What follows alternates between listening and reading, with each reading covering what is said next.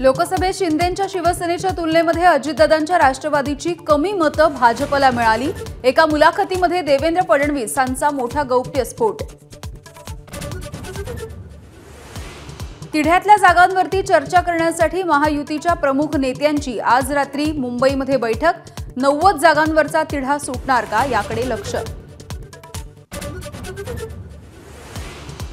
किरीट सोमय्यांच्या पत्नी मेधा सोमय्यांच्या अब्रू नुकसानीच्या प्रकरणी संजय राऊतांना कोर्टाचा दणका। 15 दिवसांचा कारावास, 25,000च्या दंडाची शिक्षा, पण अपिलासाठी 30 दिवसांची मुदत देत जामीन मंजूर। राज ठाकरे 2 दिवसांच्या अमरावती दौऱ्यावर, जिल्हा प्रमुखांची घेणार बैठक। विदर्भातून पहिली यादी जाहीर करण्याची शक्यता। भाजपने विद्वान असल्याच्या थाटात पक्ष फोडले। शिवसेना राष्ट्रवादीची खुर्द आणि बुद्रुक झाली।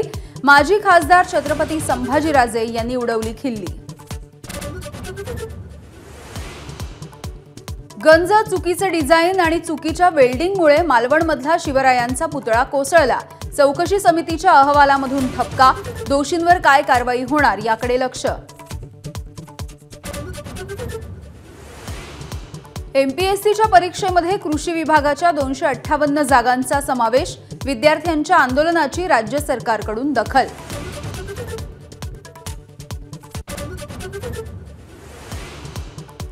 छगन भुजबळ यांना अचानक अस्वस्थ वाटून लागल्यामुळे बॉम्बे हॉस्पिटलमध्ये केलं दाखल।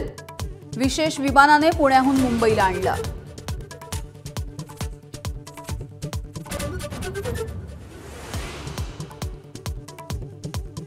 आरटीओ कर्मचाऱ्यांचा राज्यव्यापी संप 3 दिवसांच्या नंतर मागे। परिवहन विभागाकडून मागण्या पूर्ण करण्याचं आश्वासन।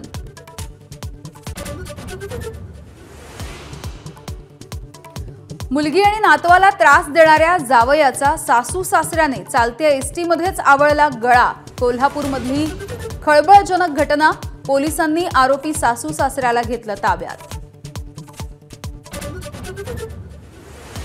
लातूर जिल्ह्यामध्ये मराठा आरक्षणासाठी दाम्पत्याचा विष घेऊन आत्महत्येचा प्रयत्न, तर अहमदनगर जिल्ह्यामध्ये जलसमाधीचा इशारा दिलेले 2 आंदोलक बेपत्ता।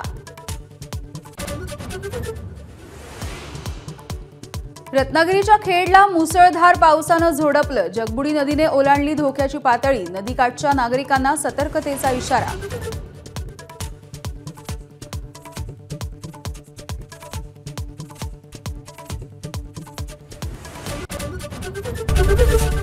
एबीपी माझा, उघडा डोळे बघा नीट।